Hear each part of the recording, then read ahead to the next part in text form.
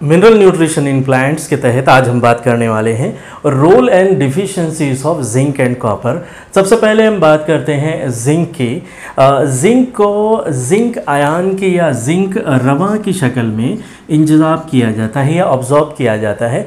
अगर हम इसके फंक्शंस के बारे में बात करें तो फंक्शंस में सबसे पहला फंक्शन ये है कि ये एक एक्टिवेटर ऑफ एंजाइम की तरह काम करता है, यानी खामेरों को मुतहरिक करने का काम जिंक करता है। तो आइए देखते हैं वो क्या खामेरे हैं जिसको जिंक एक्टिवेट करता है। नंबर 1 है कार्बोनिक एनहाइड्रेस, और नंबर 2 है फॉस्फोराइलेज, नंबर 3 है कार्बोक्सिलेज।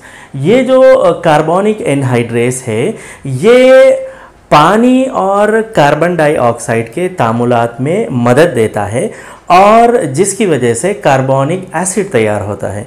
और जब ये कार्बोनिक एसिड डिसिमिलेट होता है तब बाइकार्बोनेट आयन्स तैयार होते हैं।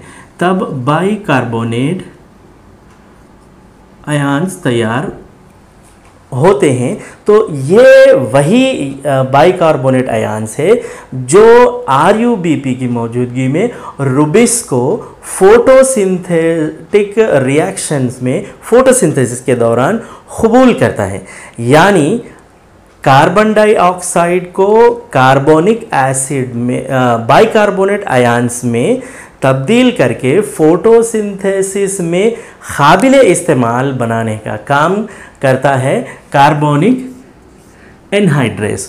और फॉस्फोराइलेज, इससे पहले के वीडियोस में हमने इसके बारे में बात की थी। तो फॉस्फोराइलेज का काम है फॉस्फेट ग्रुप को तामुलात में शामिल करना, यानी फॉस्फेट ग्रुप को तामुलात में शामिल करने का काम है फॉस्फोराइलेज। इसी तरह कार्बन डाइऑक्साइड को शामिल करने का काम करता है कार्बोक्सिलेज। तो अगर हम दूसरा इसका फंक्शन देखते हैं यहाँ पे कि it helps in tryptophan synthesis, यानी ट्रिप्टोफैन की तैयारी में हेल्प करता है जिंक। तो ट्रिप्टोफैन क्या है? ट्रिप्टोफैन एक अमीनो एसिड है जो प्रोटीन की तैयारी के लिए बेहद ज़रूरी है। अगर ट्रिप्टोफैन एक्टिवेट हो जाए तो अमीनो एसिड प्रोटीन बनाने में हेल्प करेंगे। तो ये दूसरा फंक्शन है जिंक का। आइए हम देखते हैं तीसरा फंक्शन जो काफ़ी अहम है। It is a precursor of auxins. तो प्रिकर्सर यानी कि पेश रो को कहा जाता है। इसकी मिसाल मैं यहाँ पे आपको दूंगा कि radio is a precursor of TV, TV is a precursor of computer and computer is a precursor of smartphones. तो ऐसे ही एक और मिसाल मैं आपको दूँ, cholesterol is a precursor of testosterone. और डेफिनेशन यहाँ पे मैंने लिखा है, biological definition of precursor is a cell or tissue that gives rise to a variant or specialised or more mature form. तो यानी कि आप समझ गए होंगे प्रिकर्सर किसे कहते हैं। और नेक्स्ट जो इम्पोर्टेंट फंक्शन है जिंक का वो ये है कि it is required for during fermentation. ये फर्मेंटेशन के दौरान भी एक्टिवेटर ऑफ एंजाइम का काम करता है। मैंने यहाँ पे स्पेशली अलग इसलिए लिखा गया है ताकि फर्मेंटेशन के लिए मखसूस जिंक का फेल आपको बताया जा सके। और ये तो हो गए जिंक के फंक्शन। आइए हम देखते हैं डेफिशिएंसी सिम्टम्स।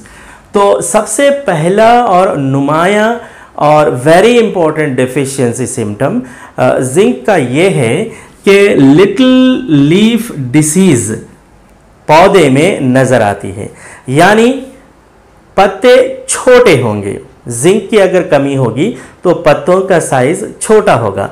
जैसा कि आपने SSC में पढ़ रखा है कि पत्ता पौधे की ग़िज़ाई फैक्ट्री, ऑटोट्रॉप्स पौधे उनकी ग़िज़ाई फैक्ट्री पत्ता होता है। अगर पत्ता छोटा होगा तो फोटोसिंथेसिस कम होगा, फोटोसिंथेसिस कम होगा तो कार्बोहाइड्रेट्स की तैयारी कम होगी, कार्बोहाइड्रेट्स की तैयारी कम होगी तो पौधे का जो स्ट्रक्चर है उसमें खराबी पैदा होगी।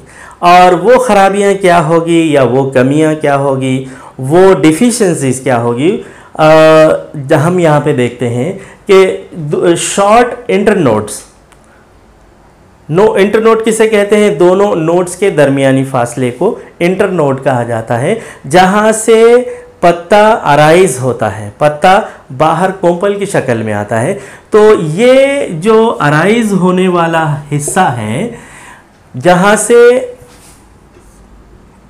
दोनों का जो फासला है ये कम होता जाएगा। अगर दोनों का फासला कम होता जाएगा तो हाइट ऑफ द प्लांट भी कम होता जाएगा। तो अब आप समझ गए होंगे कि पत्ता कम है तो शॉर्ट इंटरनोड्स होंगे, और ऐसे ही जो स्टंटेड ग्रोथ के बारे में भी हमने पिछली क्लास में डिस्कस की थी कि हाइट कम होती जाएगी, यानी नामुकम्मिल नमू होगा और पौधा बिल्कुल पस्त खद या कम नौशनुमा का इजहार करेगा। और साथ साथ इसी से जुड़ी हुई एक और जो डेफिशिएंसी है वो है नेक्रोसिस, जिसे हम बायोलॉजिकल टर्म में डेथ ऑफ टिश्यूज कहते हैं, डेथ ऑफ टिश्यू। नेक्रोसिस का अमल भी जिंक की कमी से वाक़ होगा। अगर हम इसके खुलासे की बात करें तो जिंक रवां की शक्ल में इंतज़ाब किया जाता है और ये एंजाइम्स को एक्टिवेट करके पौधे के ज़िंदगी में मदद करता है, जैसे कि कार्बोनिक एनहाइड्रेस और फॉस्फोराइलेस और कार्बोक्सिलेस को जिंक एक्टिवेट करता है। और ऐसे ही ट्रिप्टोफैन की सिंथेसिस के लिए भी जिंक बेहद ज़रूरी है। और ट्रिप्टोफैन एक अमीनो एसिड है जो प्रोटीन की तैयारी में मदद देता है, और ये एक प्रिकर्सर है ऑक्सीजन्स के लिए, जिसकी मिसाल अभी हमने डिस्कस की थी। और ये ख़ास तौर पे फर्मेंटेशन के दौरान भी एक्टिवेटर ऑफ एंजाइम की तरह काम करता है। और डिफिशियंसी सिम्टम्स में सबसे अहम और सबसे इम्पोर्टेंट नुमाया डिफिशियंसी सिम्टम उसका है लिटिल लीफ डिसीज, यानी पत्ते छोटे हो जाएंगे और शॉर्ट इंटरनोड्स नजर आएंगे पत्ते में, नेक्रोसिस होगा और नतीजे में स्टंटेड ग्रोथ वाक़ होगा। अगला जो एलिमेंट है वो है कॉपर। आइए बात करते हैं कॉपर के ताल्लुक से। कॉपर को भी क्यूप्रिक आयन या क्यूप्रिक रवा की शक्ल में इंतजाब किया जाता है। एक बात आपको यहाँ पे मैं बता दूं कि हमने मैक्रो और माइक्रो एलिमेंट्स के बारे में बात की थी।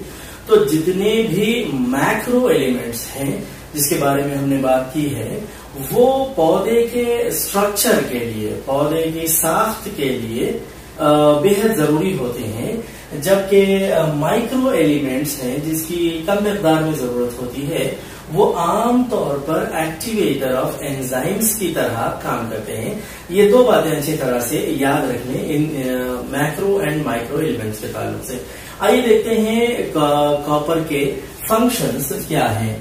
तो ये भी जिंक की तरह ही it is associated with enzymes, ये भी खामिरों से मुंसलिक है और लैक्टेज और ऑक्सीडेज खामिरों को या एंजाइम्स को ये एक्टिवेट करता है। और ये it is involve in redox reactions.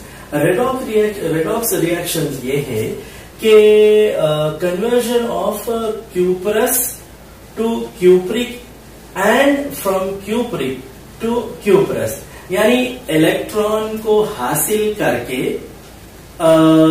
Cuprous से क्यूप्रिक का बन जाना और फिर इलेक्ट्रॉन को खोकर क्यूप्रिक से क्यूपरस बन जाने का अमल रेडॉक्स रिएक्शन कहलाता है। या ये इलेक्ट्रॉन की मुंतकिली या इलेक्ट्रॉन ट्रांसपोर्टेशन के दौरान अंजाम दिया जाता है। और अगला जो फंक्शन है वो ये है कि it is required for synthesis of vitamin C. जितने भी सिट्रस के पौधे हैं उन सब में एस्कॉर्बिक एसिड की तैयारी के लिए, एस्कॉर्बिक एसिड के प्रोडक्शन के लिए कॉपर बेहद जरूरी है ताकि विटामिन सी को तैयार किया जा सके। तो अब उसके बाद इसके डिफिशियंसी सिम्टम्स के बारे में हम बात करते हैं कि डिफिशियंसी सिम्टम में सबसे अहम जो डिफिशियंसी सिम्टम है कॉपर का वो है एक्जेंथीमा। एक्जेंथीमा क्या है? यानी secretion and deposition of gum on bark. जैसा कि सेकेंडरी ग्रोथ के टाइम पे हम लोग देखते हैं कि जो बार्क बाहर की जो टिश्यू होती है डेड सेल्स पर मुश्तमिल होती है, वहां से लेंटिसेल्स बाहर आते हैं, यानी वहां से गैसियस एक्सचेंज या गैसों का तबादला अमल में आता है। तो एक्जेंथीमा कॉपर अगर ना हो तो एक्जेंथीमा वाक़ होगा। एक्जेंथीमा क्या है? यानी यह वो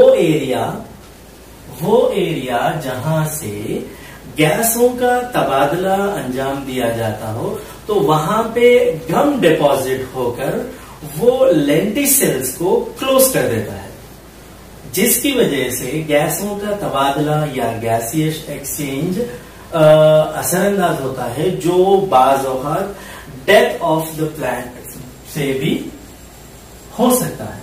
डेथ ऑफ द प्लांट भी हो सकता है अगर गैसों का तबादला या गैसियस एक्सचेंज वाक़े न हो तो यहाँ पे इस तस्वीर में आप गौर से देखिए कि ये जो ओपनिंग है, यहाँ पे ये हिस्सा होता है जहां से गैसियस एक्सचेंज ये लेंटिसेल है जहां से गैसें अंदर जाती है और बाहर आती है। तो ये तबादला अगर न हो तो अल्टीमेटली यहाँ पे जो अगला जो डिफिशियंसी सिम्टम है ये इसी से रिलेटेड है कि it decreases if copper is not sufficient, it decreases carbon dioxide absorption. Carbon dioxide पौधे के रिएक्शंस के लिए, तामुलात के लिए, लाइफ साइकिल के लिए बेहद जरूरी है। तो अब ये कम होगा तो अल्टीमेटली पौधे का या प्लांट का डेथ भी वाक़ हो सकता है, और क्लोरोसिस और नेक्रोसिस इससे भी वाक़ हो सकते हैं। जैसा कि हमने पिछले क्लासेस में इसके बारे में बताया था कि what is chlorosis and what is necrosis. फिर भी death of tissue is called necrosis and loss of chlorophyll is called chlorosis and death of tissue is called necrosis. तो अगर हम खुलासा देखें तो कॉपर को क्यूप्रिक आयन की शक्ल में ऑब्जॉर्ब किया जाता है, और ये भी लैक्टेस और ऑक्सीडेज एंजाइम्स को एक्टिवेट करता है, और रेडॉक्स रिएक्शंस के लिए कॉपर बेहद अहम किरदार अदा करता है, और इलेक्ट्रॉन ट्रांसपोर्टेशन के लिए भी। और साथ ही साथ ये विटामिन सी या एस्कॉर्बिक एसिड के तैयारी के लिए, प्रोडक्शन के लिए या सिंथेसिस के लिए बेहद जरूरी है। और इसकी कमी से वाक़े होने वाले दो सबसे अहम डिफिशियंसी सिम्टम्स है, एक एक्जेंथीमा और दूसरा है decrease of carbon dioxide absorption.